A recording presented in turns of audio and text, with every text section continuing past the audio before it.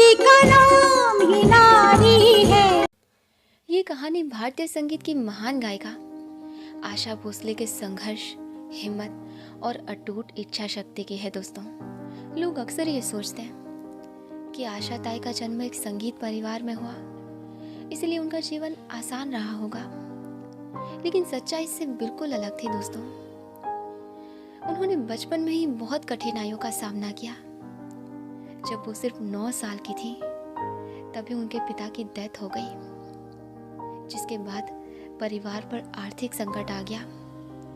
उस समय ना पैसे थे, ना कोई सहारा और ना ही भविष्य की कोई स्पष्ट दिशा। और ऐसे हालात में दोस्तों उन्होंने और उनकी बहन यानी लता मंगेशकर ने अपने पिता की विरासत संगीत को ही अपना सहारा बनाया। वो शोहरत या पुरस्कारों के लिए नहीं, बल्कि अपने परिवार का पेट भरने के लिए गाती थी, और यहीं से उनकी असली पहचान बनी। 16 साल की उम्र में उन्होंने एक ऐसा निर्णय लिया जिसने उनके जीवन को और कठिन बना दिया। दरअसल उन्होंने परिवार की इच्छा के विरुद्ध अपने से काफी बड़े व्यक्ति से शादी कर ली, लेकिन वो शादी उनके लिए दुख और अपमान का कारण बन गई दोस्तों। अंततः जब वो अपने मायके लौटी तो उनके साथ उनके बच्चे थे, लेकिन ना पैसे थे, ना परिवार का पूरा साथ और ना ही फिल्म इंडस्ट्री का समर्थन। उस समय उनके पास सिर्फ उनकी आवाज थी, जिसे भी कोई खास महत्व नहीं दे रहा था।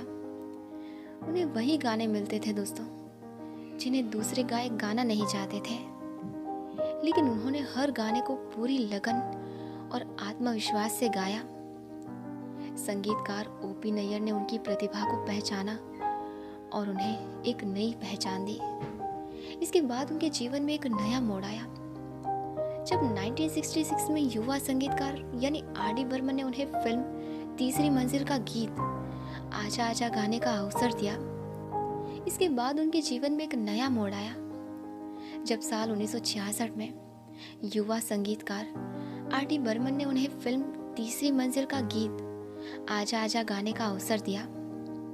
ये गाना उनके लिए एक चुनौती था, लेकिन उन्होंने इसे स्वीकार किया और ये गीत उनकी जिंदगी का टर्निंग पॉइंट साबित हुआ दोस्तों। और आगे चलकर आर.डी. बर्मन, जिन्हें पंचम दा के नाम से जाना जाता है, उनके जीवन साथी बने। दोनों ने साथ मिलकर न सिर्फ संगीत रचा, बल्कि एक खूबसूरत जीवन भी साझा किया और बॉलीवुड को कई यादगार गीत दिए। हालांकि उनकी ज़िंदगी में दुखों की कमी नहीं रही दोस्तों। साल 1994 में उन्होंने अपने जीवन साथी यानी आर.डी. बर्मन को खो दिया। फिर 2012 में अपनी बेटी और फिर 2015 में अपने बेटे को भी खो दिया। इन गहरे दुखों के बावजूद उन्होंने कभी हार नहीं मानी और लगातार गाती रहीं। अपने लंबे करियर में उन्होंने 12,000 से अधिक गाने गाए, 20 से ज़्यादा भाषाओं में अपनी आवाज़ दी और 8 दशकों तक संगीत की दुनिया में सक्रिय रहीं।